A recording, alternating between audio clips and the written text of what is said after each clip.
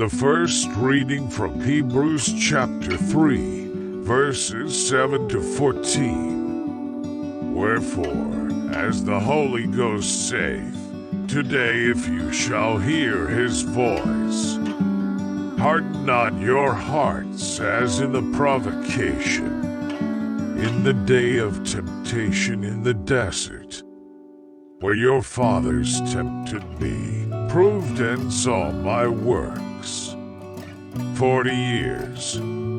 For which cause I was offended with this generation, and I said, they always err in heart, and they have not known my ways. As I have sworn in my wrath, if they shall enter into my rest, take heed, brethren, lest perhaps there be in any of you an evil heart of unbelief, to depart from the living God. But exhort one another every day, whilst it is called today, that none of you be hardened through the deceitfulness of sin. For we are made partakers of Christ. Yet so, if we hold the beginning of his substance firm unto the end. The word of the Lord.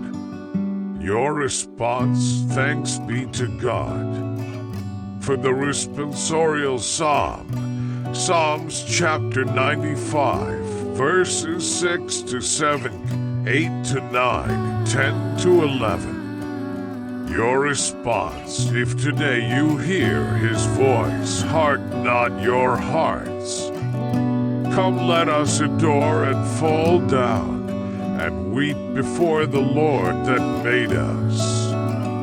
For he is the Lord our God, and we are the people of his pasture and the sheep of his hand. Your response, if today you hear his voice, harden not your hearts. Today if you shall hear his voice, harden not your hearts.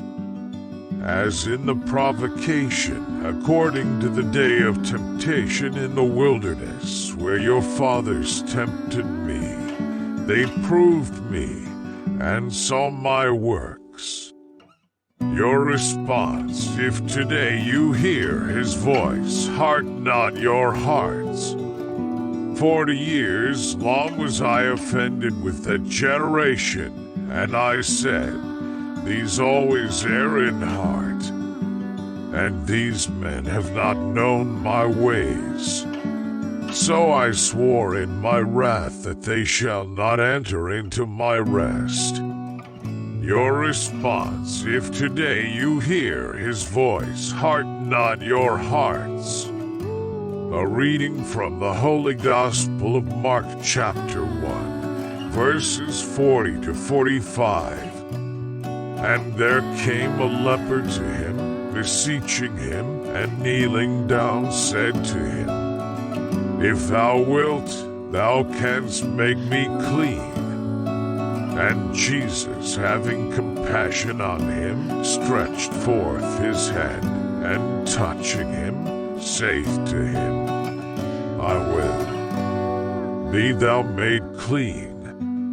And when he had spoken, immediately the leprosy departed from him, and he was made clean.